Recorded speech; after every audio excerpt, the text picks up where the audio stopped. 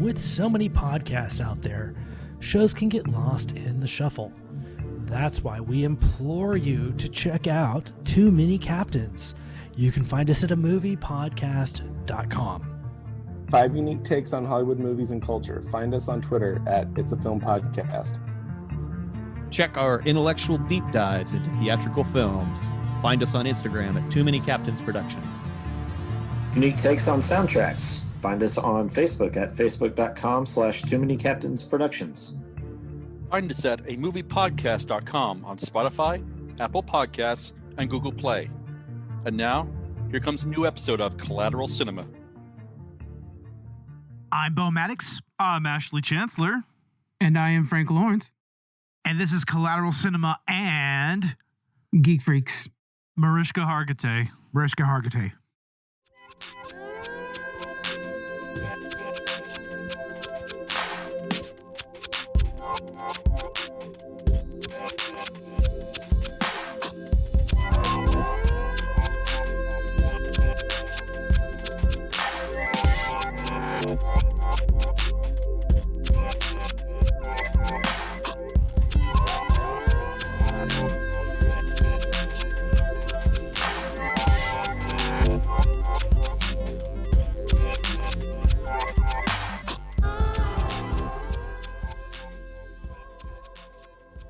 Welcome to Collateral Cinema, the only movie podcast that matters, where we focus on good movies, bad movies, and everything else in between in the world of cinema. We are podcasting straight from somewhere in South Texas, and yes, my friends, we are a 420 friendly podcast, so whatever you have, smoke it if you've got it. Indeed. And especially on this episode. Oh my Lord. Joining us for the first time is Mr. Frank from Geek Freaks. Thank you so much for being on, man. Absolutely. I'm always happy to be on. Yeah, we were actually on your show, and y'all actually interviewed us, if I remember, right? Oh, yeah, that was a few months now. Yeah. What was it, top 5 superhero films? Something like comic book movies. Movies. Oh, by the way, we're still morbing it up here, Of course. We're still about 420 already. Holy shit. You know what I got him for Christmas, actually? I got him Morbius and Clerks 3. Hell yeah, man. I mean, that's actually a pretty solid little gift. Respect to the Clerks 3. It's a pretty solid little gift. Yeah. Now with for some reason deleted scenes of Morbius, oh god. Oh yes, you know that I'm going to be checking all of that out, morbing it out. I hope that there's a commentary on it. I don't know if they do commentaries anymore, but oh, we'll record our own. Right? I hope they do. The Simpsons commentary was some of the best commentary ever. If you guys are Simpsons fans and you gotta go out there and get those DVDs, the commentary is outstanding on those. Oh. Absolutely. Same with the Futurama DVDs that have commentary on them. Yep. Those are some solid fucking commentaries. Hell yeah. You get Matt just talking it up. It's we are going to be talking about The Love Guru today. But first of all, Frank, if you want to go ahead and talk about Geek Freaks a little bit, let our listeners know what you're all about and whatnot. Geek Freaks, we're a whole network of podcasts, but we basically cover geek culture in general. We have the Geek Freaks podcast itself that does the weekly news. We have interviews. We've got Disney Moms, which is basically just moms that kind of talk about a movie, but mostly bitch about being moms and all kinds of other stuff like that. So really, we've got everything you need. But yeah, it's a whole network of stuff. Just Google Geek Freaks. Go find us. Check it out. Excellent. Yeah, that sounds really interesting. The Disney Moms one, actually, I like that. Yeah, that's classic. That's a good one. But yep, we are officially at the end of Bad Movie December, so we are going to be talking about The Love Guru. Earlier this season, we did Neil Breen's I Am Here Now, and our holiday special was Kirk Cameron's Saving Christmas. So, been an interesting December. Yeah, oof is right, Frank. Yeah. I mean, let me tell you, this one has been a painful one. Yeah. And we did Bolero last time. Yes, this is true. Bolero. Oh my God. Dear sweet mother of fuck. So, really interesting. After I saw you guys do the Kirk Cameron one, I looked up the trailer for that and watched it and was just like, this has ruined my computer now. I don't want the NSA to know I looked up this trailer even. This is so bad. Yeah, no, we went ahead and just watched the whole fucking thing on Tubi. It's on Tubi. On Tubi. Oh, gross. Yes. That should tell you everything. Yeah, 100%. Oh, and God. no, he actually expects you to pay for it on YouTube and Amazon. And it's like, no, Kirk, no way. Yeah, no, fuck that. Oh, God. So, Frank, I actually was looking through your DMs with Bo from back whenever we pitched having you on a guest spot this season, and I love your response here. I just want to talk about this. Okay, so you said, "Damn, some great ones here. I'll take the Love Guru." I love the Love Guru because to me it's like it's Mike Myers doing what Mike Myers wants to do, and I don't see how anybody who watches Austin Powers. I mean, he's doing the same thing he does in Austin Powers. It's just like, I mean, we can't do this again. Like, there's a lot of stuff that we'll probably talk about at some point that are problematic nowadays. But like, I also love Semi-Pro, right? Everybody hates Semi-Pro. It's like, if you like Will Ferrell stuff, he's doing it again in Semi-Pro, but for some reason everybody bags on it. I don't know. It's definitely cheesy bad. Like John Oliver and Stephen Colbert, they call it mutual destruction. Like one of them will talk shit to the other one's like, yeah, well, you were in the Love Guru, and the other one's like, yeah, well, you were too. So like they always they use it as a checkmate. I believe that 100%. Honestly, I mean, I get what you're saying. I mean, this is probably Mike Myers in his most unfettered role. You know, it's just pure Mike Myers. I love that he had like all this power from the Austin Powers series. And he's like, goes to the studio and he's like, guys, I've got a great idea. And I just want to like, let me do, like, I don't need anybody telling me what to do. I'm going to make my own. And I think that's what this was. So it's so freaking ridiculous that, I mean, I found myself cracking up. I mean, that's the best part about it, right? I was just laughing along with it. So that's good.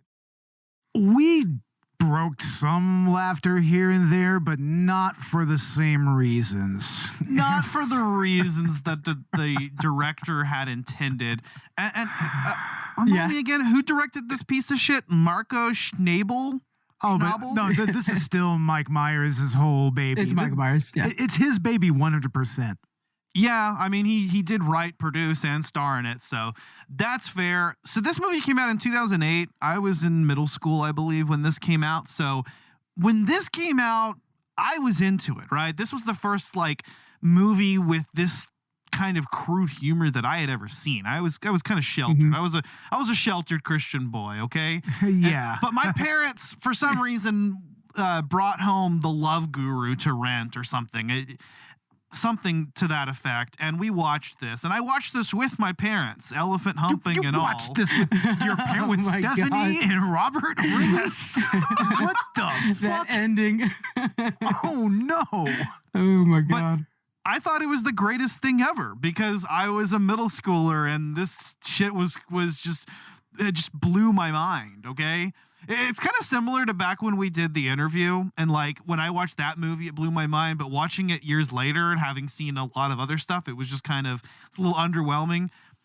Times like 10 here because, I mean, don't get me wrong, this is a bad movie.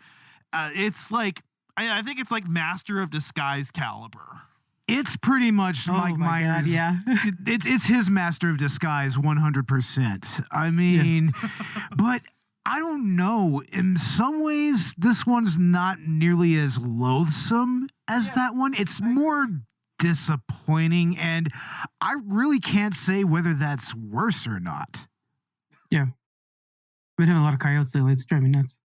But honestly, I can't really say what's worse. Making a movie that's just so absolutely loathsome that I'm just sitting there in my fucking seat and just boiling with rage, or making something that's just, you know, it's just disappointingly bad.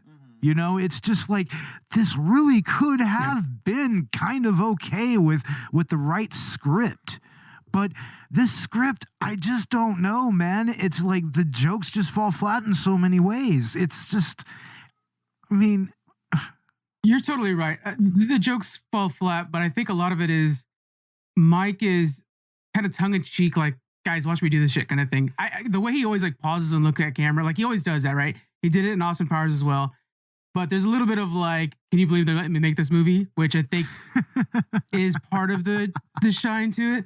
He's like, guys, watch. I'm gonna make myself when we do the flashback, there's gonna be a normal kid that's supposed to be, Deepak Chopra, and I'm gonna be there with a big ass head that doesn't make any sense. And like, hey, watch me make these serious actors like slap around mops full of pee. Like, it's just like, so there's a part of it that's just kind of like, oh my god, on set this must have been ridiculous. Like they shrunk an entire office down, and they're all sitting there. He's got John Oliver and Jessica Alba, whatever, and a tiny little office. It's just like, I'm paying you guys to do this, whatever. It's just so freaking crazy. It's nuts. It's just the most absurd thing ever. That little office. I mean, I know that, for most little folk who, they live their lives and everything, they do have like their homes furnished that way. There are contractors that will do that, but this right here, it just feels, I don't know, insulting. The shit that they put so much. Poor Verne Troyer through. Oh, poor Verne. God damn it, man. Clearly they're best friends, because the only reason that he would agree to do this role is because he's like, yeah, Mike, I got you. You got me 3 movies of being mini-me. I'll do this too. But that's why this movie can never be made today, because there's no freaking chance in hell that these jokes can land today. Like all the short or little person jokes, I mean, that was so cringy. I was like, there's no way these could happen today. Like the whole Oscar joke and everything. It's like, oh man. And it's like, are we supposed to be sympathetic to the love guru himself, Guru Pitka, Mike Myers' character? Because he's just an asshole this entire movie. He is. Yeah. Seriously. The whole point is that chastity belt's not off because he's not a good person, basically. It's because he doesn't love himself, but it's like, the entire thing is that he's just going for greed the entire time. And it's like, his end all goal is to be on Oprah. But sure, I mean, I'll be on Oprah. I'm cool with that. But it's just so funny that it's like, you're supposed to be the love guru and you're super capitalist, it's everything anti that. I don't know if you guys are into cults, I guess, or not, but there's like the Rajneeshis, like they were called, up in Oregon, is exactly what this is. I think they're mimicking it. If Wild Wild Country, I think it's called, the documentary. But it's like a super capitalist from India that's like, look, everybody thinks I'm a guru. Let me just go to America and look like a guru, and I'll make a ton of cash. And I think they were just basically making a movie about that. Pretty nuts. Wow. Yeah. that actually kind of tracks a little bit, I mean, there's definitely some kind of commentary being attempted, at least, as to the nature of the whole self-help guru type of thing. I mean, the whole with motivation, the whole acronym joke. I got where they were going with that, but the fact that they just slap the TM in your face every time. Yeah, there were better ways of showing how. Oh my god. I loved that. That was one of my favorite jokes. I feel that there were better ways of, showing how bland and corporatized that sort of thing is, because I feel that was the point that they were going after here, is that it was all kind of contrived. It's very contrived, much like you see in most corporate presentations, like, I mean, it's just this really forced kind of, uppity type of, focused energy or whatever, Right. Yeah, everything's a PowerPoint. He's got a PowerPoint for everything. It's timed exactly when he says a certain word. Yeah, exactly. Like, yeah, it's very much like, and you guys could buy this DVD for only $29.99. Yeah. Well, Mariska Hargitay. Oh God, Mariska Hargitay. And then when she's there, and it's just like, yes. That I think is one of the reasons I love this movie so much, is it took me back to being in high school when I first saw this movie or whatever. I was just like, oh shit, man, I forgot how much good Mike Myers is at things. And it's so good. That is the one joke I think that actually really lands and works in this movie. I like the Mariska Hargitay thing, and I love the moment where they totally lampshade that and have Mariska Hargitay make the cameo. And he's like, Mariska Hargitay. That actually worked for me. But here's the problem I have with it. It's right in the middle of the fucking movie. This is something that they should have had as a denouement at the ending or something like that. That's what this felt like. This felt like the ending when he finally, he got the girl. He's, going to be on Oprah. He's now, content with just being Guru Pitka, He's content with it. And, it just doesn't work for me, The pacing is all off, and I think that's because it was a whole lot of Mike Myers just being like, hey, let's get a celebrity on right now. Let's pack this with as many celebrities as we can. He was just using as much power as he had in Hollywood. Because you remember after this movie, he didn't come out with much after this. This really put everything. I think he planned on this being a franchise. Like he would go on to help other people with other problems. But he got so much star power in this movie, and for it to all just fall flat, it shows his intention in this thing. He was like trying to launch something new. Because if you guys remember, the last Austin Powers was the same way. Tom Cruise is in there for a hot second. It just had like just random stars in there, and for no reason, but to be there. And that's what this was. I think he was trying to just go right into something new with that same energy. It just did not work. Basically, yeah, he used all the power he had from Austin Powers to try to make it again, and it just fell flat. Absolutely. But I mean, I kind of see, Goldmember, the third Austin Powers movie, as being kind of a portent of what was to come here, because I don't really feel that that's a particularly great movie. I mean, I think that honestly, the first movie in the Austin Powers series, that's the only really good one. I've seen the first two, actually. The second one was okay, I guess. I like the second one. It was pretty good. The third one, though, felt like a cash grab, 100%. Very much so. And honestly, I think that energy kind of, got transferred to this to this project, because in many ways, I don't know, it kind of feels like the Guru is maybe some kind of character that was going to be introduced in another Austin Powers movie, but he just could never find a way to kind of make him villainous enough, maybe, which is weird because, he's such a greedy asshole, but yeah. That's kind of what I feel like. I feel like he was maybe a throwaway character from the Austin Power days that kind of got recycled. It's funny that you mentioned that, because I'm thinking back now and I'm like, what's Mike Myers done since? And he did barely anything, and then the Pataverate happened. Yeah. Which is it's actually kind of a massive disappointment for me, because I love So I Married an Axe Murder. We covered it last season on the podcast. It was one of my classic picks. Yeah. And and I think it was one of the reasons why we chose the Love Gurus, because it just fits so naturally. Let's do this other Mike Myers movie, the dichotomy of Mike Myers, right? Yeah, exactly. And the Pentaverate, though, I watched the first couple episodes, and I don't know, it just something didn't click, and then I heard everybody was talking about how much it sucked, and I just lost interest, and that sucks because I really wanted to enjoy it, and I love the character thing he does, but I don't know. I think comparing it to the Master of Disguise is apt, because it's exactly the same problem that poisonous. Dana Carvey runs into, right? Is that it's just like, you're good at doing these characters, it's just not implemented well. Yeah, no. The biggest problem there is, he doesn't know. He's very one note in the way that he approaches his characters, I feel. Like, this character, it just feels like, just an extension of Austin Powers, an extension of Goldmember, an extension of Dr. Evil in some ways. It's just an extension of that particular strange of characterization that he always falls back on. It's especially problematic with his Scottish accent, which he eventually just made into Shrek.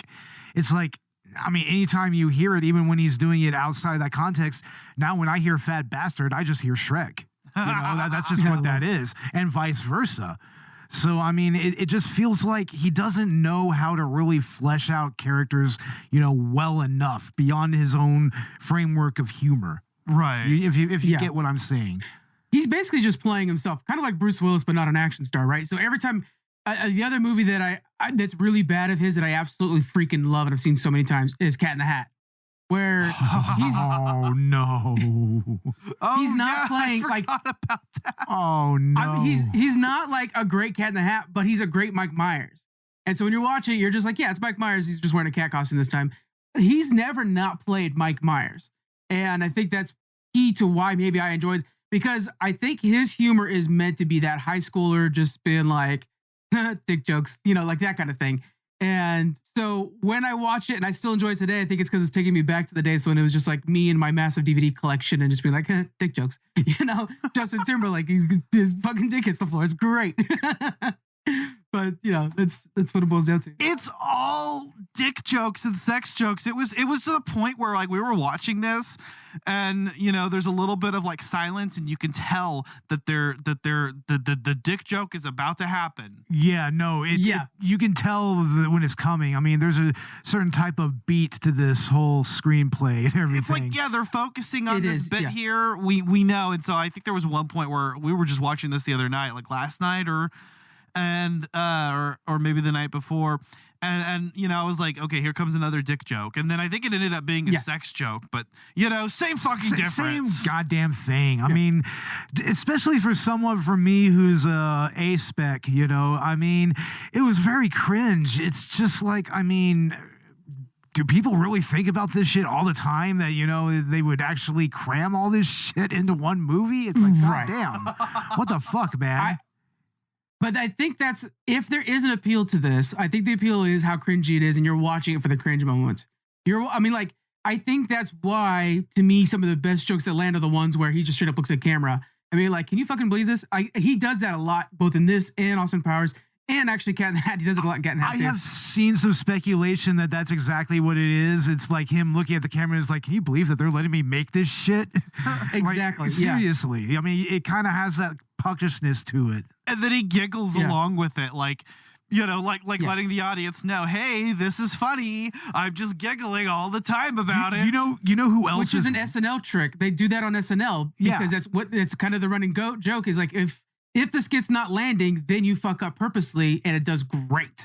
And so he's doing that in his multi-million-dollar budgeted movies, which is crazy. But something that I've noticed is that there's someone else that really likes to do that. Like, at least with his stand-up, and that's Dave Chappelle.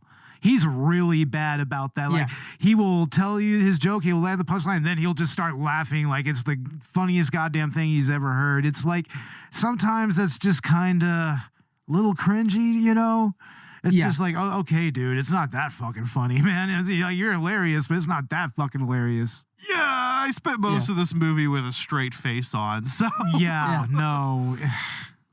Yeah, it's definitely God, it's like a piece of time, really, which I think we don't have anything like it anymore. Now everything's Marvel. But there was a time when, like, Will Ferrell was making a movie every year and a half, 2 years. Mike Myers was making a movie all the time. Like, we had certain, like, comedy people. They were just, like, boom, boom, boom, punching out these movies, and I watched all of them and usually bought them on the DVD and, something like that. So, there's just always something. We just had a ton of things coming out, it was so big. Yeah. I get what you're saying. Yeah. Yeah. And, that's very much what The Love Guru feels like. It's got this very cash grab feel to it. Like, I think you're right. Mm-hmm. I think this was meant to be the start of a franchise. And I remember this movie was heavily marketed. I mean, there was you saw the advertisements everywhere. It's what drew me to this movie is like, oh yeah, they have all the dick jokes on front. And so you know what you're coming into when you're watching this, but it's just like the depths of degeneracy that this movie sinks to. Degeneracy is an understatement. Oh my God. Yeah. Jesus Christ. I mean, there's elephants fucking at the end. I mean, what are you going to do? Seriously. I mean, where else do you... They called that shot from the first line, too. They call it right away with the whole distraction thing. They're like, oh, yeah. So, like, you could say, like, yeah, there's going to be elephants fucking at the end of this thing. No, you knew it was coming. Yeah, no, Blades of Glory. That's what I was thinking of. Like, it's like Blades of Glory, where it's like, this thing is so piss poor that I'm still, I don't know. Personally, I'm still laughing at it, though, It's just whatever. Yeah. Yeah, I got you. I get it. I mean, and there were definitely moments of that. Like I said, the Mariska Hargitay joke. What's funny is that's something that we haven't seen this movie in years prior to watching it just, last night. Same. And for some reason in our friend group, between me, Bo, and our other co-host, Robert, we've been just making this joke for some reason. We've been doing the Mariska Hargitay thing. Mariska Hargitay. And I don't know where it came from or how it came about. It's part of what led to me suggesting this movie is because that's just become a bit for us. Yeah. Yeah. So, Mariska Hargitay. Mariska Hargitay. No, it's so funny because that actually happened to me too, because I didn't realize that one of my favorite jokes amongst my friends and family is the I had that until my mom got a job joke, which is with Daniel Tosh in this movie. When Daniel Tosh comes up when he has the hat, and Mike Myers is like, "Oh yeah, blah blah blah," until my mom got a job, and I forgot that I got it from this movie, and yeah, because it's been about maybe 10 years since I've seen this movie, but it was just like, oh my god, that's where it's from, and that shows how much I like Anchorman. I remember grabbing so many lines from Anchorman. That was like my entire vocabulary for a good 2 years. It's one of those things. Yeah. But for some reason, for me, Mariska Hargitay is literally the only thing that stayed with me from this entire movie. And it was probably the only really, clever yarn that he wove there. And once again, it's in the middle of the movie. It should have been at the end of the movie. Like, they should have been making that joke over. They kept making the joke after that. They kept saying After Mariska the punchline, Hargitay. It's like, I mean, they should have just saved that for the end of the movie. It would have been brilliant. I think it's the first 10 minutes even. It's not even the middle. It's like the first 10 minutes because it's when he has that first big gathering or whatever the hell he calls it. Oh, yeah. And then she's at the end of the receiving line. So it's like 10, 15 minutes into the movie. You made the punchline, and then they keep using Mariska Hargitay later on. And then that's after Jessica Simpson and Val Kilmer, inexplicably. Yeah. That scene with Val Kilmer. That is a mind fuck and a half, man. What does it mean? I know. I don't know. There's that one guy in the back. He's like so enamored by the guru and by Val Kilmer. And then there's the whole thing with, he picks off a flower and then he's just like, oh, it's like, why do you hurt me? It's like, what? What just happened? And then not only that, he says, "Oh, I know why you hurt me," and walks away. Are those two fucking? Is the guru? I don't fucking know. And why am I fully okay with this? I hope they do have a normal Thursday night go at it because I want these two to work it out. It's just such a weird little scene that's just like, first off, it's one of the first times you see Val Kilmer like, post success. I guess is the best way to put it. Yeah, where he kind of looks different now and stuff. It's old school Val Kilmer or older Val Kilmer, I should say. But I love that little clip. It's so weird. Yeah, and just all the celebrity cameos that just had to be rushed in there. It's like all of them. It's like, I mean, who all was there? I mean, of course we have John Oliver, but that's like pre-fame John Oliver for him. Actually, I don't think he was even on the Daily Show. Yeah, or was he? Yeah, he was on the Daily Show. I think he was probably. Yeah, it's hard to say because I think that might have been Colbert still on the Daily Show, and Colbert was like 1 month before John got on there. So yeah, I don't know, but it's real young for all of them. They're all new kids at the time. I think that's John Oliver on Community level, which is something else. Oh yeah, and Kanye was in this. Oh no, Kanye was in this. Oh, with Mike Myers. That was rough. Oh, that was very rough. I mean, especially nowadays, that aged like sour milk left out in the Texas summer heat for about 3 months. Yes. It's like, oh God, what the fuck, man? So many things don't age well. The entire thing of like a white guy being an Indian guru. I mean, like just the premise of the entire movie wouldn't work anymore. They do say like, oh yeah, my parents were missionaries, but doesn't matter. It would still just right away be panned off of that. Like, there's so many things that are bad. And then you have Kanye. You just have Kanye. Just being Kanye too. Nothing interesting or anything like that. He's just being Kanye because they're referencing. I think it was an interview, whatever they did, where he did the whole Bush line. They're referencing that, but it was the Hurricane Katrina telethon. He said President Bush doesn't care about black people, and he was right. He was right, but that's what they're referencing with the two like hanging out together because it was regular Mike Myers up there too. Yeah, But I was just like, it was so jarring in this movie today to see that. It's almost like seeing Donald Trump in Home Alone 2 or Ghost Can't Do It. I was about to say it's just like Donald Trump and Ghost Can't Do It. Oh. It's like, and he's kind of always been controversial, but it's just even more jarring after. All of that even more so. Yeah. The Canadian broadcast cut of Home Alone 2 actually removed him, and they say it's for time, but I'm like, bullshit. No, you bullshit. Guys kind of, because you knew people would turn off TVs. It's because it's Donald fucking Trump. Of course you're going to cut him out. Exactly. When it comes to love, I was put on this earth to spread a message of love. One man is in a position to help.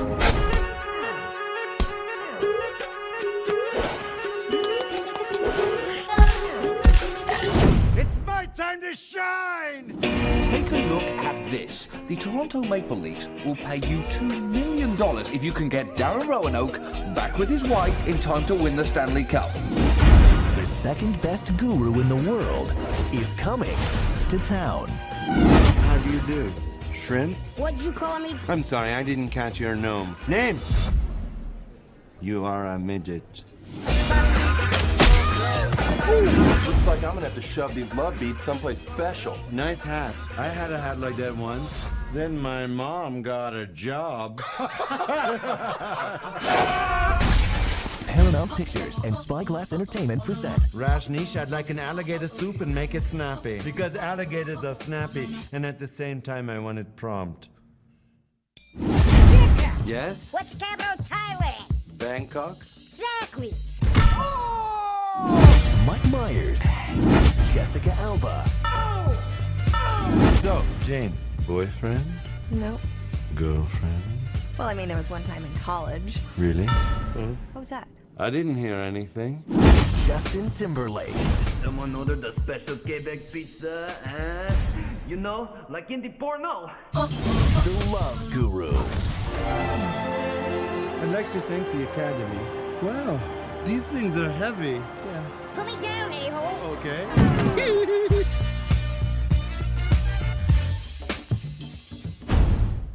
Let's see. We got the Deepak Chopra in this. Yeah, the actual Deepak Chopra. It's like, okay. Yeah. I mean, that's practically meaningless to me. I've never really read any of his shit, nor do I intend to. Yeah, but which is why, like, I didn't even. It's like Dr. Oz. Exactly. Oh, and speaking of another one that aged like sour milk, Dr. Oz. Oh yeah. Oh, he's now his whole thing is soured. Oh, Jesus Christ. Jesus fucking Him and Kanye are gonna come out with a record together, I swear. Oh God. Oh no. It'll be released by Stormfront Records. Oh, oh God damn it. I feel dirty saying that even. Yes. Yeah, no, man. Like this 2008 film definitely ages itself. Badly. Yes. Like very badly. Like I think there's still flip phones in this, right? Which I don't know. I mean, for me is more nostalgic, of course. You know, I'm older millennial, so I mean flip phones were like my first exposure to cell phones. Same here. Yeah. Yeah, and you have Jessica Alba. I mean, this is like fresh out of Fantastic Four. Yeah, fresh out of Fantastic Four, and bless her heart, she is trying so hard with Mike Myers. Yeah, she is trying so hard. It's like it's almost like that poor girl that was working next to Dana Carvey in Master of Disguise. It was almost that level. I was thinking about that too. It was that poor girl. Oh my God. Yeah, and you could tell like the entire like. Basically, job description is like, just let Mike Myers do his thing, and then, you know, you'll be there to respond to some things when he looks at you. Because the idea is it's just going to be Mike Myers doing Mike Myers things. And you could tell, all right, I'm going to keep talking because it'll record on my side. But yeah, you could tell that basically she's trying her very best. Yeah. I know. But anyway, yeah. I mean, poor Jessica Alba. And I mean, honestly, I feel bad for anybody that actually had to kind of play off of Mike Myers. Like, who was the guy that was playing Roanoke? Who was the actor that played him? That's Romany. Let's see. Romany Malco.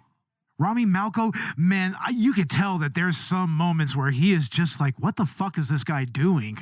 Like, yeah, literally. He was in the 40-Year-Old Virgin, right? Yeah, he was. He was in the friend group and everything. Yeah. Mm-hmm. It's like, but here it's like he looks baffled by everything that's going on in this movie. Like absolutely baffled. Yeah. It doesn't make sense. And I hope he doesn't think it's going to be his break. Like, oh, this will be my break into comedy. It ain't, buddy. No, thankfully he got in with Apatow. So, I mean. Yeah. Yeah, it worked out. That's a good place to get into. It worked out for You him. know who looked like they were having a lot of fun is Ben Kingsley, though. I think he was just having a blast on set. Oh, he was, but it's like in many ways it feels so undignified though for Ben Kingsley. It's and he did Gandhi. That's what's funny. That is, I mean, I guess that there is a little bit of humor to be had there, but it's not humor I'm going to laugh at externally. I'll laugh at it internally, you know. I'll laugh on the inside, I guess. They did the most severe version of Cross-Eyes I've ever seen. It was supposed to, well, as soon as you see him, it was beyond funny to the point where it was like, well, that's just looking ridiculous. And I think that's the point because it's Ben Kingsley doing it. Yeah, no, Ben Kingsley is just. I want to know what Ben Kingsley thinks about this now. Like, I want to hear his thoughts on this. Like, you played Gandhi, right? You're a respected actor, okay? Yeah, it's like, and you did The Love Guru, and you did this in The Love Guru. Yeah, but he did Iron Man 3 as well. I think he doesn't take himself seriously. He does, for the most part. But I don't see how he would. If you think of Iron Man 3, like the whole point was just to laugh at himself as an actor. You know what I'm saying? This is true. I mean, his whole Iron Man 3 bit was interesting. Yeah, because I mean, they kind of. And what's funny is they fake you out with that one. They do. Yeah. Yeah. Yeah. So and then the whole bit at the end is like you said. Yeah, I could see that. But yeah, here he's just. Like the fucking lines that this guy has to deliver. I mean, about the elephants humping, the whole stink mop shit. Stink mop. Oh my God, the stink mop. Stink That's mop. Almost vomit inducing. Is so gross. Oh no. It's like, and he just pisses in that chamber pot, just like nothing. Oh my God. Yeah. Yeah. You have an Oscar, sir. You won an Oscar. You deserve better than this, Ben. And then, of course, there's Justin Timberlake, Jacques Lecoq. Oh, I'm sorry. His performance was just so cringy. Yeah. It was terrible. Oh, so bad. Oh, that stupid fucking fake French accent. Oh, so terrible, man. Oh God. And it's supposed to be Quebecois, which is its own flavor of French. Right. You know, French Canadian, I might add. Yeah. So he's playing like an even deeper stereotype there. Yeah. And isn't he Canadian? I almost think he is. No, he's not Canadian. Never mind. No. No, he's just being a racist. Yeah. And that's another one of them where like the name is funny. So you have him, Lecoq, Dick Pants, Guru tugging by Puda. Yes. Oh man, let's talk about some of the puns here, man. It's like the puns were just all over the place for me, though. You know, like the tugging my Puda, and then they show the other gurus, and then what was the last one with the Guru Sacha Big Naba is one of them. Sasha Big Naba. Oh my God. Such a Big Naba. What? It's like, Mike, no. Just no, Mike. Yeah. But who was going to stop him? He just made 3 Austin Powers for that studio. Yeah. He was a monster, man. It's like, I mean, Jesus Christ. I mean, couldn't they have like sent this to a script doctor or something? Wait, did they make Shrek 3 after this? Because then him and Justin Timberlake worked together again. Oh, I don't know, man. I think they did, didn't they? I'm Googling.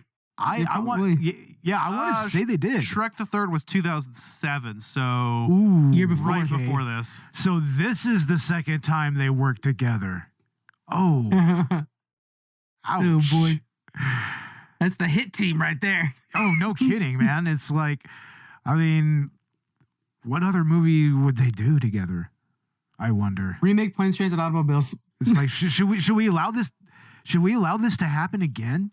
Like, I mean, should we have even allowed this movie to happen? No. No. Just no. We shouldn't have, but it's here, so we can kind of laugh at it. I mean, I see what you're saying, Frank, about like, you know, like in retrospect, it's kind of fun to look back at this movie and just laugh at it, because it's not quite at like the threshold of so bad it's good that something like The Room is, or Neil Breen is. No, of course not. Right. Not even close.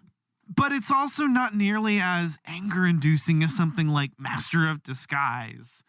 It still makes me have a response, at least. It elicits a response because it's just like, it just goes, there's just certain things that just go on too long here. Like that, like that whole nuts in a sack sequence. Yes. Oh, God, man. Not needed at all. No, that was so unnecessary in every way. It's like you could have cut that joke off like minutes ago.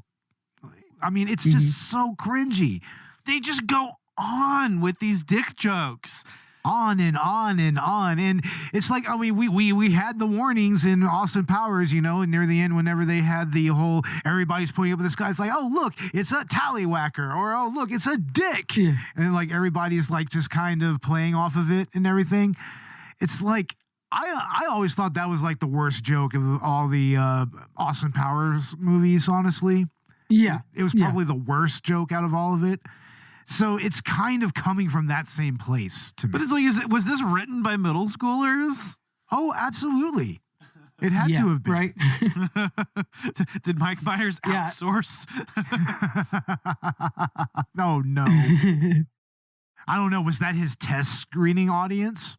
What was it, middle schoolers? Probably. Wow. Well, I mean, I think he kind of just made it for them. I think that's the thing is nowadays we're too good at watching movies.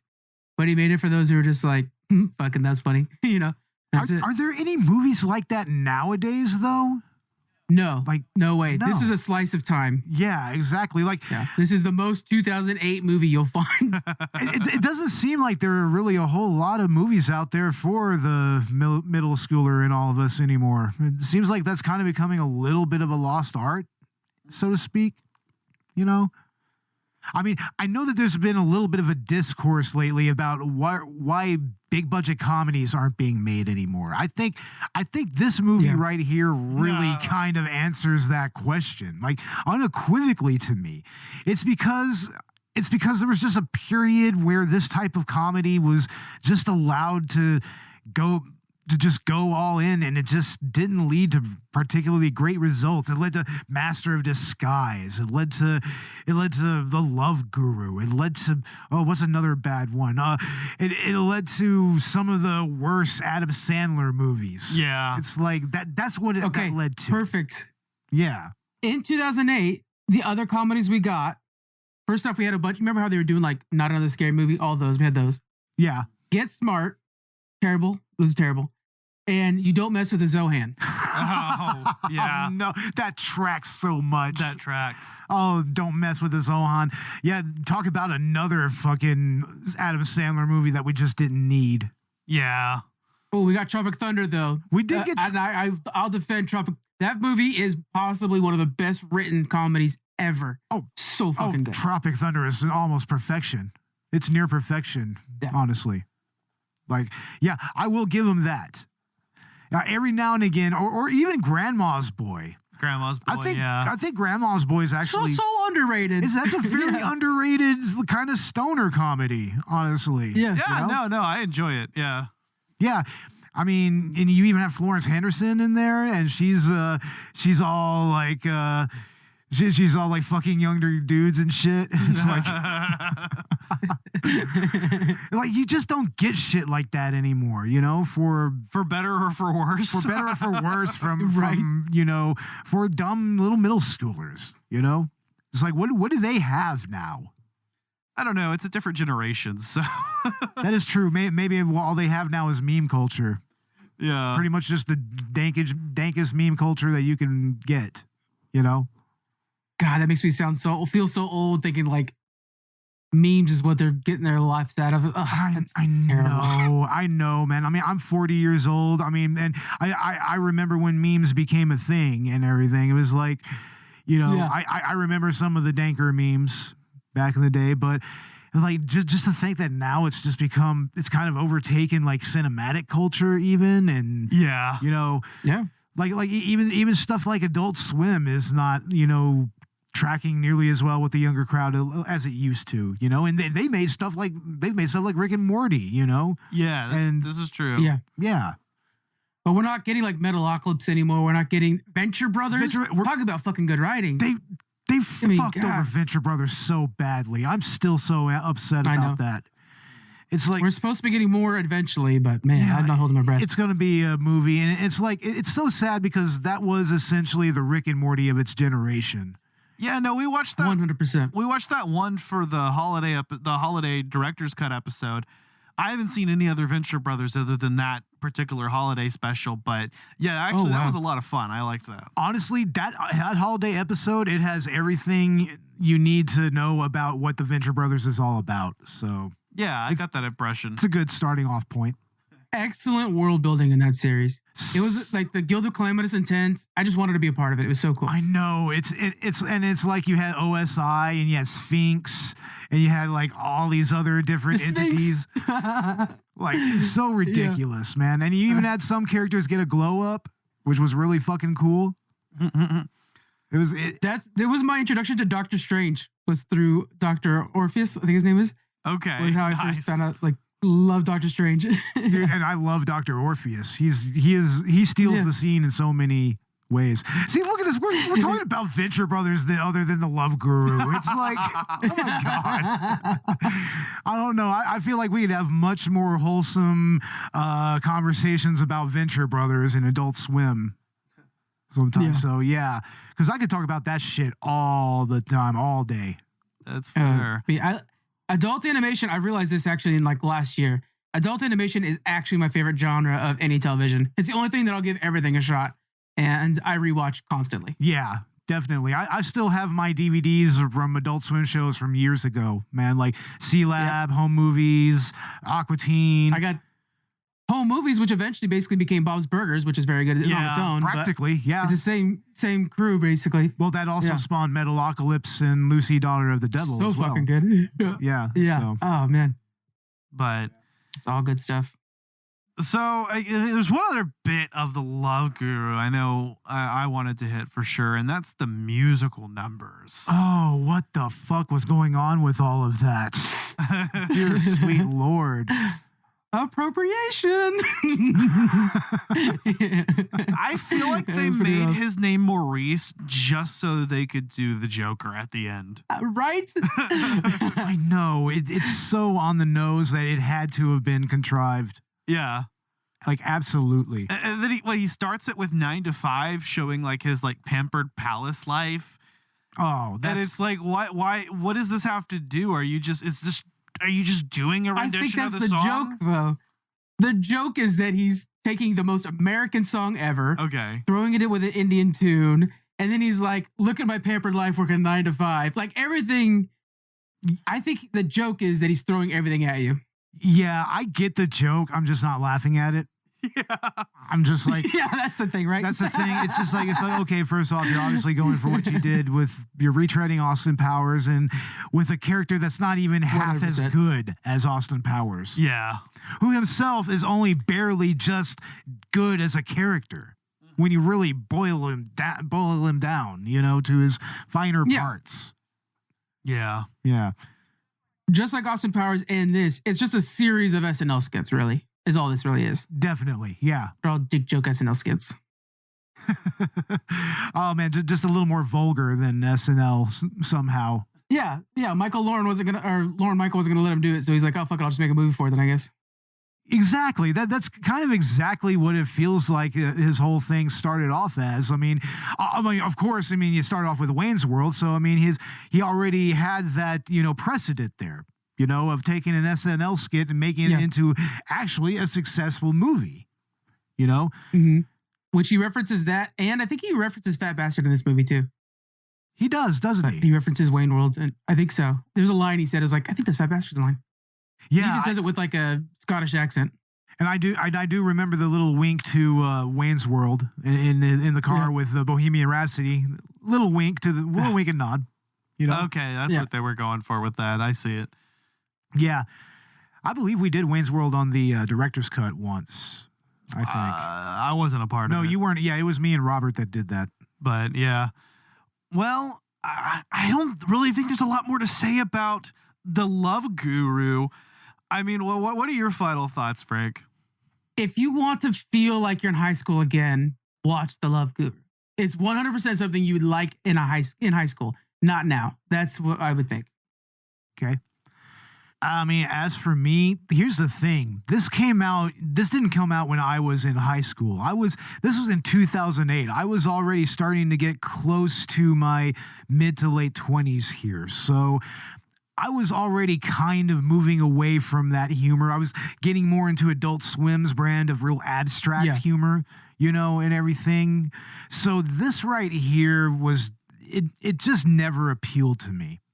And until I actually sat down and watched it, and I was just like, well, it's okay in some parts, of course, Mariska Hargitay and all that, that whole bit, but like, it's so offensive, so unfunny, so disappointing as a Mike Myers movie. It shows his limitations, it lays it all bare. Yes. It's a movie that, where he really just hit the ceiling. He hit the ceiling as far as, where he could go with that particular brand of humor. And I think that's why when he tried to bring back the Pentumvirate or whatever it's called, it just fell flat because nobody was asking for that. Especially not something so esoteric as this weird throwaway line in So I Married an Axe Murderer. I don't feel like that was necessary to make that, and I don't think it was necessary to make this out of the obvious throwaway SNL and Austin Powers characters that he had. This feels like, this was just like something he thumbed through his book of characters, and he was like, okay, here, we haven't done an Indian guy, let's do that. 100%. Yeah. So, that's really where I am on this movie. Is it as rage-inducing as Master of Disguise? No, but does it at least make you, just kind of, cringe inside in the worst way? It's like, yes, definitely. It's just as cringeworthy. Motherfucker, you ranked Morbius as your number one superhero film. Because at least Morbius is fun. Morbius is fun in its own unique way. Yeah, no, that's fair. I understand what you're saying. This isn't fun. It's not a fun movie for me. It wasn't a fun movie in 2008. It's not a fun movie now. So hard pass, guys. Don't bother with this. Mariska Hargitay. Mariska Hargitay. Do I recommend The Love Guru?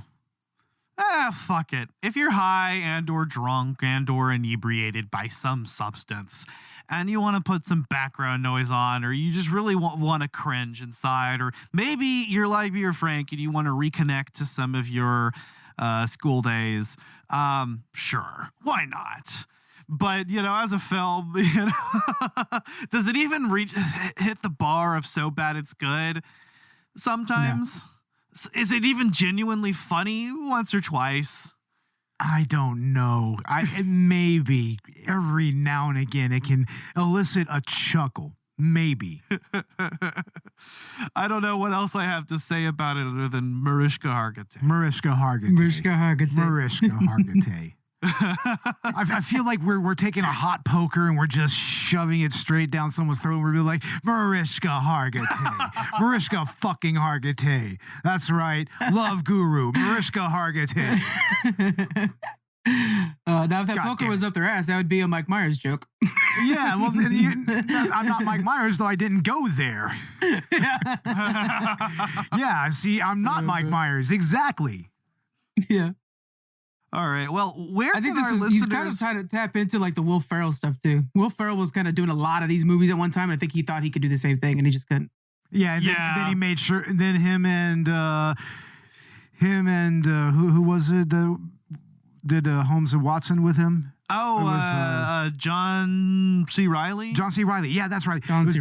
Reilly. It's like, yeah, they made Holmes and Watson, and it's just like, ugh. We almost did that one. We almost did. Thank goodness we didn't. I got a cease and desist order for posting too much about that, actually. Movie.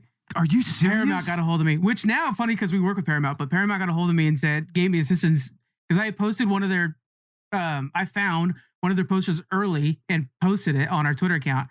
and they sent me a cease and desist order. And of course, back then I was like, oh my God, Paramount cares about us. And I shared it with everybody. But, you know, it's funny 'cause now they're one of our advertisers, but it was funny at the time. I don't know. We have some YouTube strikes, but not too many. Yeah. That's about the worst we have.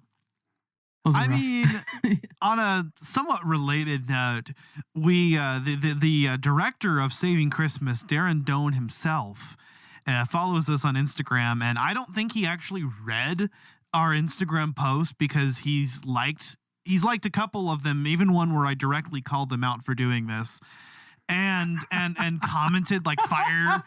So I don't know. Oh my God. Yeah. I don't know. He's just as enigmatic as the movie that he made. So enigmatic. Something tells me they don't care about the details. If you're going to make that movie, you don't care about the details. No, absolutely not. That is not a detail-oriented movie. That's fair. In any way. But yeah, Darren, if you're listening, Mariska Hargitay. Mariska Hargitay to you, Darren. All right. Well, where can our listeners find Geek Freaks? Honestly, just Google Geek Freaks. You'll find us there. We're the really colorful logos. And what's coming up next on your podcast? So, you know, everybody took the holiday season off, so everything's firing up back up in January. We actually, for your listeners probably care about this, we have a new movie podcast called Challenge Accepted coming out early February, where you challenge another person to watch a movie or a random episode of TV, and then we analyze it and stuff like that, and it should be fun. Interesting. That's actually fun. I mean, you could pretty much just bring anything to the table. Hell yeah. I think Love Guru is going to be on the list. I would listen to that episode, honestly. Yeah, it should be good. But hell yeah, thank you so much for being on, man. This was a blast.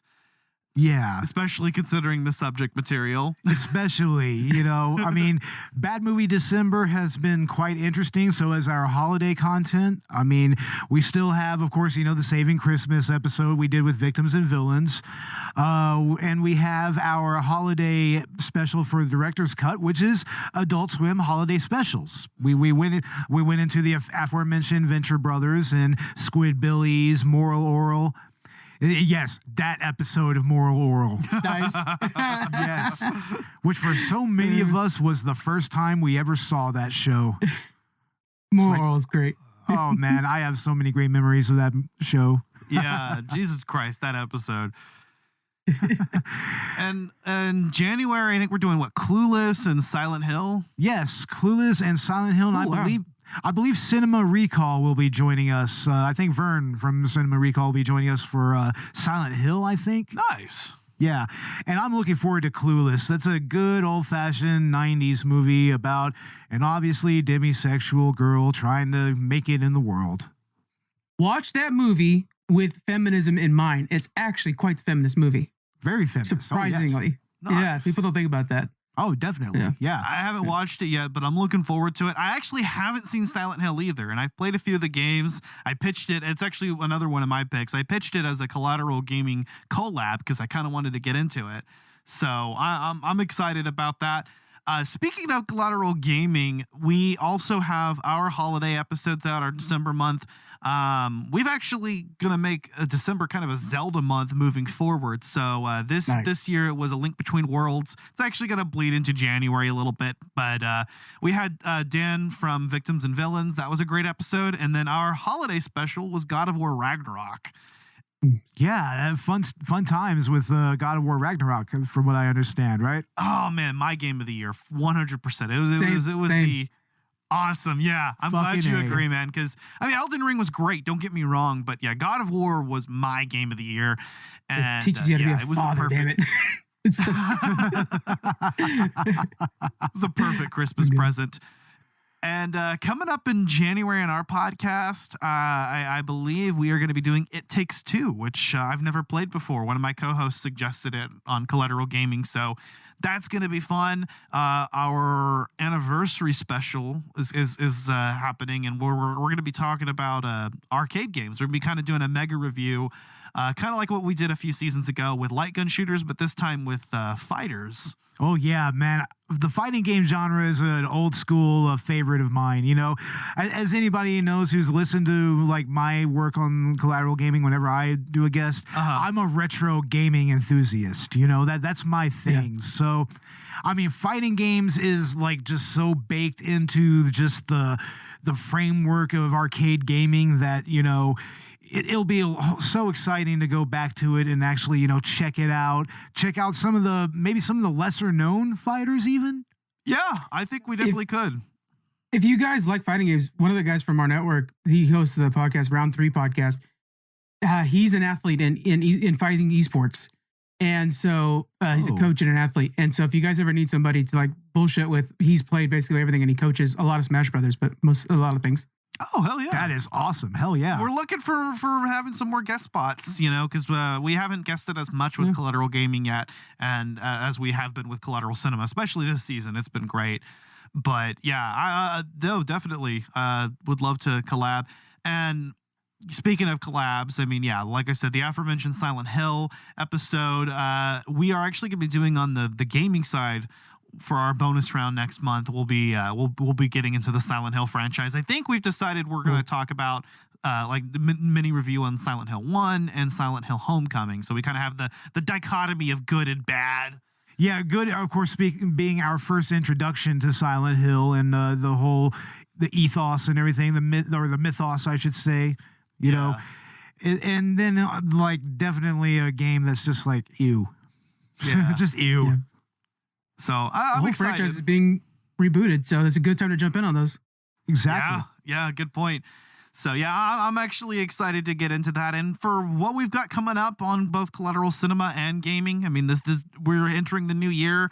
Our season is going to last us until what, April, May? At the very least, April. On Collateral Cinema, right? So we've still got plenty more to come. And if you're not a patron, then go check out our Patreon. Both podcasts, we have a Patreon. And if you subscribe, donate either $1 or $5, we have both tiers. You get access to our exclusive full-length movie commentaries. Yes, and very soon we will be adding new features for our $5 patrons. Like, for instance, I believe that we're going to try to start releasing our episodes a few days early. Yeah. You know, so yeah, we might need to whip these out a little faster. You know, and also I think that we might even start doing polls. Like I'm starting to think maybe every now and again, let's do like a director's cut where we like have like our patrons choose the movie that we review or something like that, or even a mainline episode or something like that. I don't know, but yeah. Yeah, we will definitely have more content coming up and possibly even merchandise that we could start giving to our patrons as well. Like maybe send y'all a sticker or something, you know? Yeah, cool. Something along the line like that. Yeah, it's in the works. We're definitely wanting to launch, you know, like merch and stuff at this point, you know, maybe even get a sponsor. You know, just start kind of working our way up because, I mean, we hit over 10,000 downloads last season. We're already at, what, over 11 now. 11,870 We're approaching 12,000. We're approaching 12,000 already. So, yeah, we definitely thank everybody who has listened to us this year. I mean, this is the end of the year. You know, Happy New Year to everybody. Yeah, Happy fucking New Year, guys, because we probably won't hear from us until after the new year. So, yeah, exactly. Yeah, this is going to be the last podcast episode we do this year. Yeah. So, yeah. Bo, you know, this is an interesting moment. Bo and Frank, both of you guys, all right? Do you have a top movie this year? Top movie? Morbius. What the fuck do you think is going to be my top movie of the year? Come on now. You know, I'm going to give it to, it should be everything, but I'm going to go with The Batman. Because I think directing-wise, it was like, oh, I haven't seen a hero movie directed this way in a long time. Oh, definitely. And loved it. I would have to go with The Batman as well. And I actually liked Doctor Strange. I liked Thor, Love and Thunder. Haven't seen everything everywhere all at once.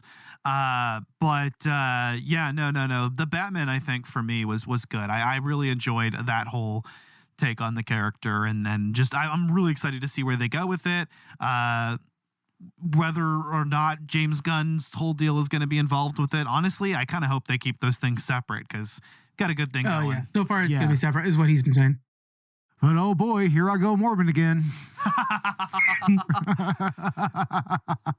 But God. yeah, folks, check us out wherever you get your podcasts. We are also on Instagram, Twitter, and Facebook. And what else? Good Pods, Podchaser. Yes, check us out on Good Pods. Follow us there and give us 5-star reviews there to help us go up the ranks on their indie movie and film podcast rankings. And also check us out on Podchaser, and also give us a 5-star review there and a 5-star review on Apple Podcasts as well. That will help us become more visible as well. I believe that we're going to be on some other platforms here, like Newsly, here very soon. Nice. Yeah. So, yeah, look for some more content on certain other platforms. And if there is a platform that we are not on, let us know. Let us know. You know, yeah. We will find a way to get onto that platform. So. Hell yeah. Well, check out Geek Freaks if you haven't already. Frank, thank you so much for being on. Mariska Hargitay. Mariska Hargitay, thank you for having me on. Mariska Hargitay. Bo's got the hands and everything, guys. You guys don't see it. That's perfect. Mariska Hargitay. All right. Well, that being said, I've been Ashley Chancellor. I am the Guru Maddox. Mariska Hargitay. Mariska Hargitay. Mariska Hargitay. I'm Frank. Mariska Hargitay.